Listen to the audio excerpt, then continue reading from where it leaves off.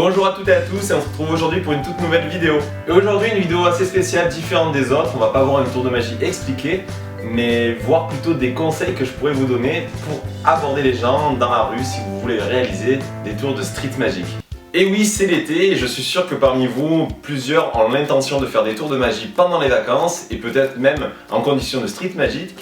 Et je pense que beaucoup ont a priori d'aborder des gens, des inconnus dans la rue et ils ne savent pas comment s'y prendre. C'est la raison pour laquelle je fais cette vidéo, justement pour vous donner des petits conseils, des petites astuces. Alors attention, ce ne sont pas des règles à appliquer à la lettre, ce sont seulement des astuces et des conseils que j'ai appris par moi-même ou que j'ai su par le biais de magiciens, vidéos, etc.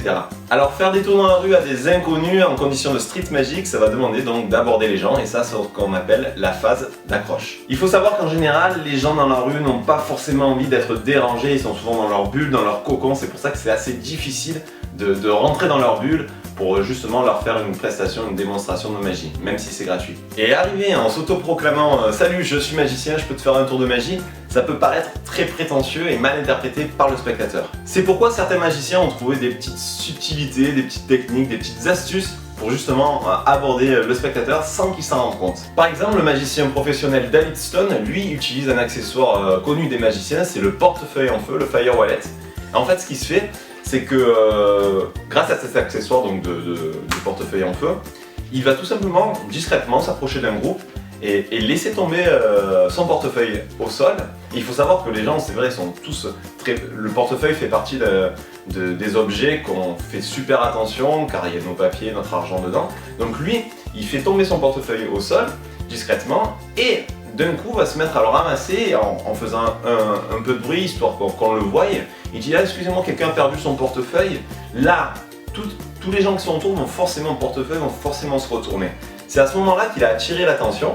Et ce qu'il va faire, il va tout simplement, au moment de l'ouvrir, l'enclencher. Et là, c'est les flammes qui parlent pour vous. Les flammes vont dire clairement je suis magicien, est-ce que ça vous dit que je vous fasse des tours de magie? Les gens comprennent immédiatement, à partir du moment où vous ramassez le portefeuille et quand vous allez l'ouvrir, vous allez enclencher pour faire les flammes, les spectateurs vous disent wow, de suite, ah oui, lui il est magicien. Et là, inconsciemment, vous avez réussi à mettre l'accroche sur vos spectateurs. Là, vous avez l'attention de tout le monde. Vous n'avez plus qu'à enchaîner, à dire oui, je suis magicien, ça vous dit un petit tour de magie. Et là, les spectateurs, je vous assure, vous feront confiance parce que vous avez prouvé, sans rien demander, que vous êtes capable de faire un tour de magie. La flamme, faire sortir une flamme d'un portefeuille, c'est visuel, c'est flash et c'est impressionnant. Et donc ils disent oui, lui il est fort, on peut lui faire confiance. Sur un autre sujet, je suis sûr que vous utilisez tous un jeu de cartes avec vous, que vous avez dans votre répertoire quand vous faites des tours en condition de street magique ou de close-up, car ça nous permet, en général, les magiciens de réaliser beaucoup de tours grâce à un seul paquet. Et je sais pas vous, mais en tout cas moi ça m'est déjà arrivé quand je faisais de la magie à des amis ou à des inconnus, lorsque je sors mon paquet de cartes pour leur dire viens, je vais te faire un tour de magie, il y en a toujours un forcément à chaque fois qui me dit ah oui, moi j'ai un cousin ou un ami qui fait de la magie, il me l'a déjà fait un tour avec un paquet de cartes, et il me fait choisir la carte, il a retrouvé. Et là, cette position-là, on l'a tous connue et on se retrouve, ça nous met mal à l'aise parce qu'il nous compare de suite à son cousin ou à son copain qui peut-être a réalisé un simple tour automatique alors qu'on était prêt à réaliser un tour assez compliqué en termes de technique. Et ça, c'est pas la faute du spectateur en fait, c'est notre faute à nous car en fait, on a raté notre accroche, tout simplement car on est arrivé et on sort un paquet de cartes de la poche. Ce n'est pas magique de sortir un paquet de cartes de la poche pour dire je vais te faire un tour. C'est pour ça qu'il existe des subterfuges pour justement amener le fait d'amener le jeu de cartes de manière plus magique. Plusieurs méthodes, hein. Vous pouvez utiliser du papier flash pour faire apparaître le paquet dans un flash de feu. Ça renforce l'effet. Déjà, oh, le spectateur va se dire lui, il est fort, mon copain, mon cousin ne m'a pas fait apparaître le jeu de cartes comme ça. Vous vous différenciez par rapport à ce qu'il a déjà vu actuellement. Donc voilà, libre à vous d'utiliser du consommable, des gimmicks pour justement améliorer vos accroches pour réaliser par la suite des tours de magie.